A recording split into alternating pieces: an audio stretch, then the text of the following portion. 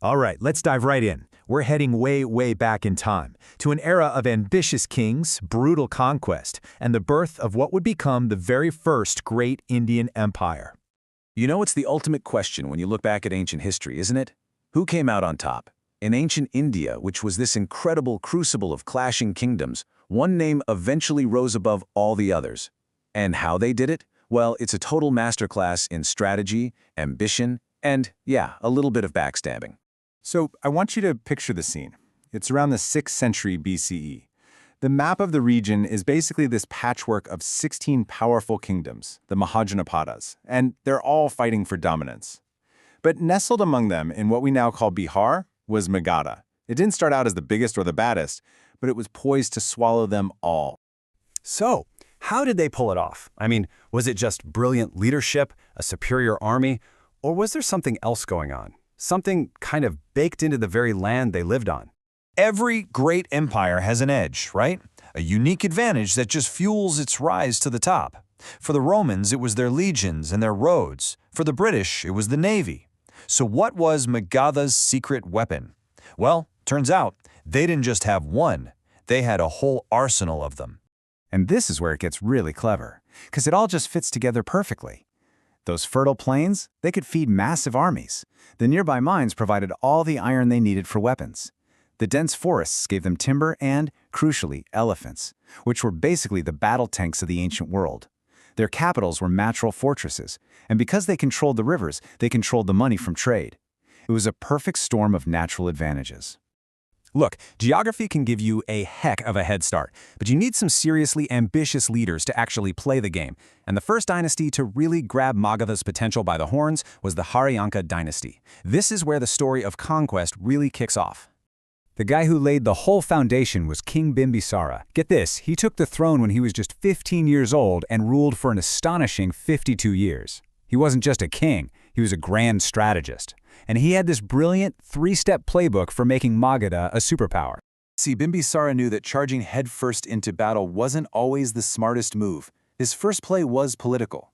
He used strategic marriages, marrying into powerful royal families in Kosala, Lichavi, and Madra to create this ring of allies around him. He even made friends with his powerful rival, Avanti. Only when his borders were totally secure did he finally turn to conquest, easily absorbing the state of Anga. It was smart, efficient, and just incredibly effective. So Bimbisara had built this stable, powerful kingdom through careful, patient diplomacy. He had laid the perfect foundation. But power, as they say, can be a real poison.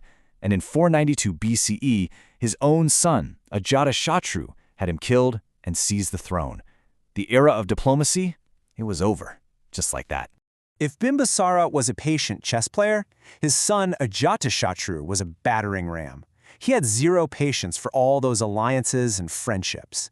His vision for Magadha was one of absolute domination, and he believed it could be achieved through one method and one method only: war. And this slide right here, it just lays it all out perfectly. The father built the platform through peace, and the son used that very platform to wage war. Bimbisara secured the borders. Ajatashatru set out to completely smash them. We're talking 2 generations, 2 completely different philosophies of power, but both were essential in building the empire. Ajatashatru immediately turned on his father's allies, waging these long, brutal wars against Kosala and the Lichavis. He even introduced terrifying new weapons, like the Rathamusa, a mechanized chariot with spinning blades. Now, what's interesting is he was also a patron of new religions and even convened the very first Buddhist council. But in a tragic, almost poetic echo of his own rise to power, after 32 years of rule, Ajatashatru was himself murdered by his own son. The cycle of violence just kept on turning. Okay, let's hit pause for a second and just look at the big picture here. We've just covered the Haryankas, that's Bimbisara and Ajatashatru. But believe it or not, they were just the first act. Coming up next are the Shishanagas and then the Nandas, who would take Magadha to its absolute peak. So think of this as our roadmap for the next 100 years of absolute chaos and conquest. So let's move on to the next chapter and see how this all builds. After the Haryanka dynasty pretty much crumbled under the weight of its own family drama and patricide, the stage was set for a new family to take control and continue Magadha's mission of expansion. The next century was just a whirlwind of action. The last Haryanka king was overthrown by his own minister, a guy named Shishunaga. He founded his own dynasty and did something Bimbisara never managed. He conquered the rival state of Avanti. His son, Kalashoka, took over, but his reign ended abruptly when he was assassinated. And a killer? A man named Mahapadmananda, who would go on to found the most powerful dynasty Magadha had ever seen.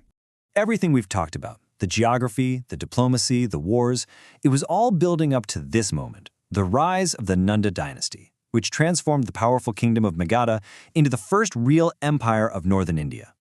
And I mean, talk about an entrance. The founder, Mahapadmananda, did not mess around.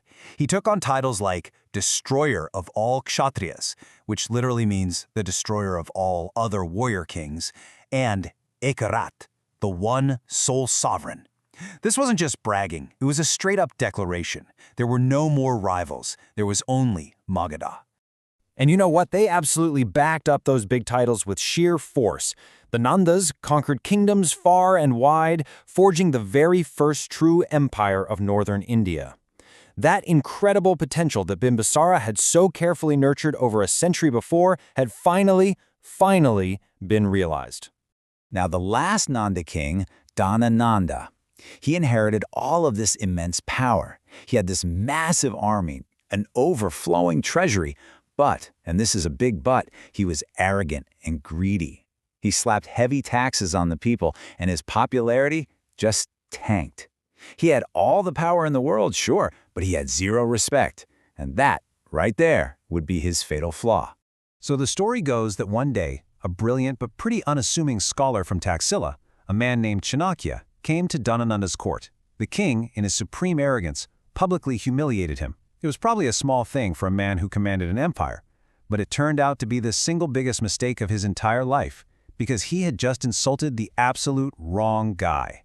Because that one single insult would spark a chain reaction that would not only bring down the entire Nanda dynasty, but would also pave the way for an even greater empire to rise from its ashes. So, how does a simple moment of disrespect lead to the fall of a mighty empire?